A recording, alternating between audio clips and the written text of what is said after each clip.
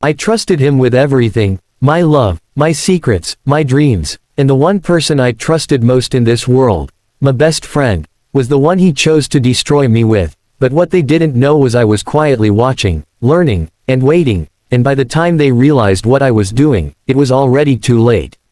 I met him when my life felt empty and directionless. He walked in like someone who understood me without words, the kind of person who remembers small things, the kind who makes you believe in forever without even promising it, and slowly, he became my safe place. I gave him my time, my trust, my loyalty, everything I had. And then there was her, my best friend, the one who knew my story before anyone else. She held my hand through my worst days. She laughed with me, cried with me. I never imagined she would be the reason for my worst nightmare. We were inseparable, or at least that's what I believed.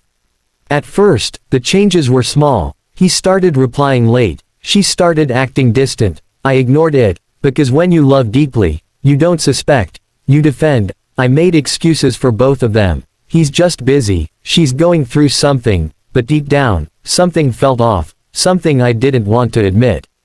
One night, everything changed. I saw a message, not meant for me, but not hidden well enough either. A simple line, "I miss you," but it wasn't sent to me. My heart dropped, my hands froze, and for the first time, I felt something break inside me that I couldn't fix.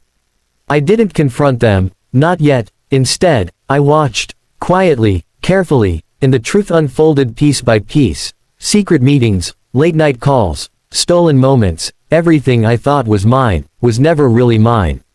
The pain was unbearable, not just because he betrayed me, but because she did too. The two people I trusted the most, chose each other over me, and still smiled in my face like nothing had changed. But instead of breaking completely, something inside me shifted. I stopped crying, I stopped asking why, and I started planning. I played along, acted normal, smiled when they were around, even comforted her when she pretended to be stressed, all while collecting every truth, every lie, every secret. I knew their weaknesses, their fears, and most importantly, I knew how much they had to lose.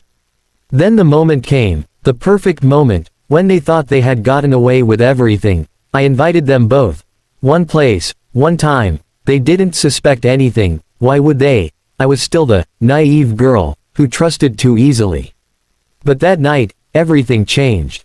I exposed them, not just to each other, but to everyone who mattered. Every message, every lie, every betrayal, laid out in front of them like a mirror they couldn't escape.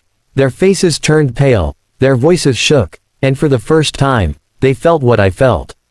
But I didn't stop there. I walked away, completely, no anger, no shouting, just silence, because the real revenge wasn't destroying them, it was showing them they no longer mattered. Months passed, and I rebuilt myself, stronger, wiser, untouchable. They lost trust, respect, and everything they tried to build on lies, while I gained something far more powerful, myself. And one day, he tried to come back, with apologies, regrets, promises, but I just smiled, because the girl who once gave him everything, no longer existed.